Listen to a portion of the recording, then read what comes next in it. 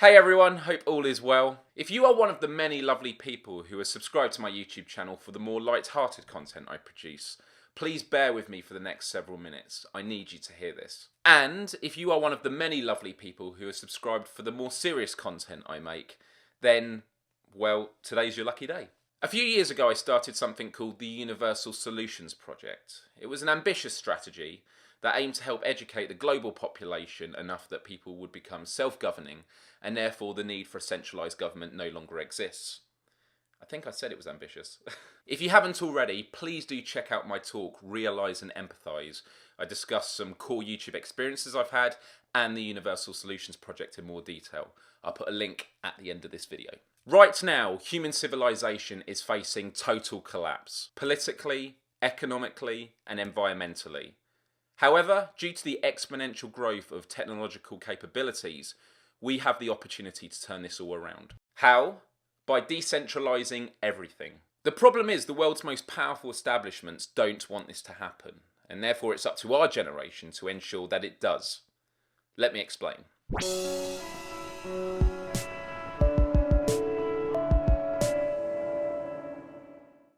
There are so many examples of top-down systems in today's society, some of which that are already in the process of becoming decentralized. So let's go through some of them. Number one, the music industry.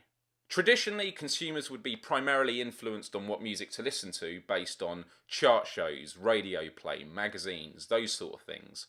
And musicians would only really have an opportunity to build a sustainable fan base if they were represented by a record label that could give them access to these outlets. But thanks to the internet and file sharing, consumers are now exposed to vaster quantities and varieties of music on platforms that bypass these traditional outlets. I mean, think about it. When you normally ask someone what sort of music they're into, they usually give the answer, a bit of everything. Because this technology has allowed people to broaden their horizons and really mix things up.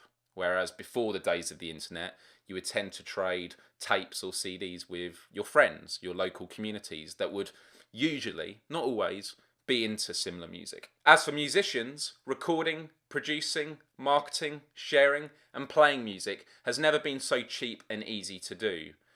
Yes, I know the market is more saturated, but people all over the world are only a few clicks away from listening to whatever music they want, and therefore the monopoly has been taken away from the traditional massive record labels. Number two, movies and television. Now these are following a similar pattern to the music industry because it all revolves around the sharing of information. Now traditionally these industries are controlled by broadcasters and distributors. Now compare this to the more decentralized version of the industry where anyone can upload content online. The quality of production values are so high these days without needing those Hollywood budgets. You don't need to worry about film ratings and you can build your own audiences yourself without needing it signed off by someone in some high office. The decentralization of these industries is really evident in today's society. For example, take a look at the decline of movie theatre sales as home cinema systems become cheaper and more advanced. Movie studios and television broadcasters are losing their monopoly. Number three, news.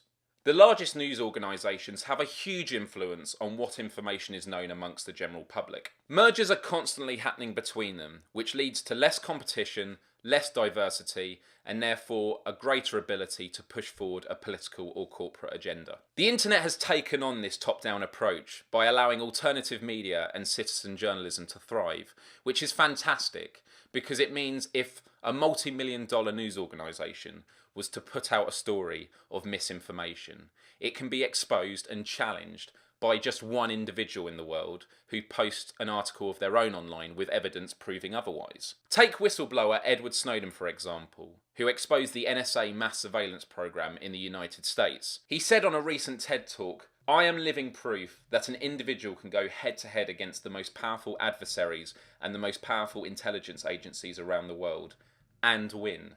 That is something we need to take hope from. Number four, education.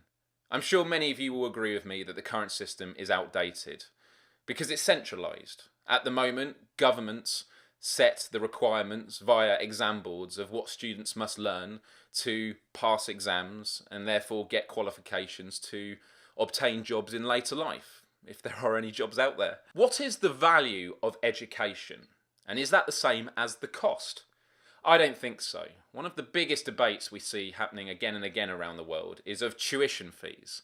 Is it fair that students, and sometimes their families, get burdened with immense debt that they have to pay back before they've even started their first job, main job? Again, if there is one out there for them. But then I go on the internet to the Stanford University YouTube channel, and there I can watch an entire module, an entire series of lectures. You think how much you would have to pay to go to university to see that.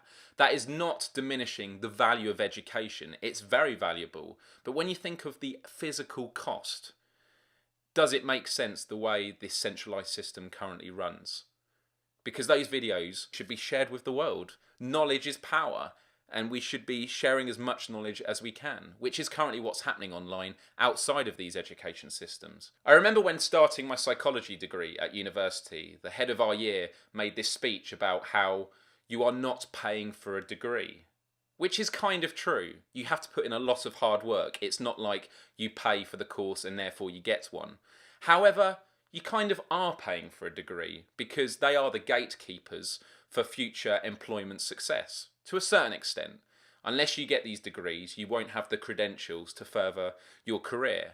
But what we're seeing again and again happening now is employers aren't interested in degrees so much, unless it's a specialised subject. They're more interested in your experience, which doesn't necessarily exist within these traditional confines of schools and universities. And even if you don't agree that online resources are good enough and reliable enough yet, they will be one day. We're getting there. And so by decentralising the education system, the cost of education will go down. But the value of education is still the same. Education still helps society. Number 5, research. This is a fantastic example of decentralisation because personal computers of today have better, more advanced capabilities than industry standard ones of the 20th century. So for example, PlayStation 3 users could dedicate the processing power of their consoles to medical research when they're not gaming. Or think about flight MH370. People all over the world could log online and help with the search by scanning satellite images of the oceans. This technology has allowed for a more collaborative approach for tasks that were originally more centralised. Number 6, manufacturing.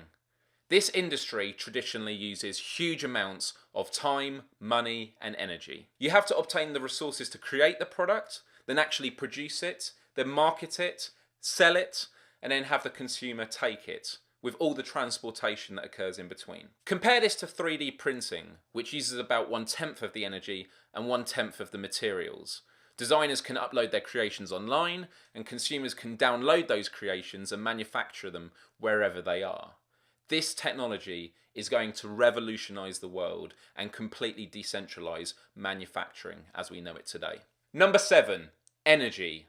Right now, the world relies on centralised energy, that being nuclear and fossil fuels. Centralised power is not beneficial for society as a whole.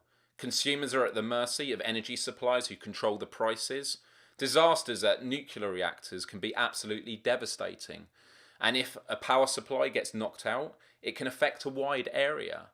And if fuel prices go up, it can bring the world to its knees. For example, in July 2008, crude oil peaked $147.30 per barrel on the world markets. And therefore everything on the world supply chain shot up because almost everything in the world today is either made of or transported by fossil fuels. It's all connected. These problems could very well happen again, but consider this. Around most buildings there is sunlight, wind, heat under the ground, renewable energy, and yet it does cost to build the tools to tap into these resources. But once that is done, buildings will become self-sustaining, decentralised, and be able to exchange with the world energy that it produces to deal with surpluses and deficits. Why aren't we doing this? And when you consider how much influence energy companies have on governments and therefore public policy through lobbying, can you see why decentralising energy would actually be good for democracy? At the start of this video, I mentioned the goal of the Universal Solutions Project to help empower people so they become more self-governing, and therefore the need for centralised power no longer exists. Unfortunately, society is not mature enough yet to make this a reality, because we are still stuck in a paradigm where we rely on centralised power. But we are getting there. And upon realising these things I mentioned in the video, I also realised that the Universal Solutions Project is not the end goal, because it itself is a centralised system of information. Anywhere there is centralised information, centralised authority, centralised wealth, or the centralisation of energy, there is a heightened risk for the abuse and the manipulation of others. The establishments that currently control the power structures will feel increasingly threatened in the coming years due to these emerging technologies, and therefore will do whatever they can to justify their existence. Could it be possible that the top polluters in the United States are amongst the most influential members of the energy lobby? Could it be possible that central banks want digital currencies to fail? And could it be possible that media giants want to dismantle net neutrality? These sort of things are exactly why our generation is about to have the fight of our lives, and we must do all that we can to ensure that whenever someone objects to decentralised power, we ask them and find out why. Do you want technology to enslave us? Then stick with centralised power. But if you are like me and want technology to liberate the world, it is time to decentralize everything.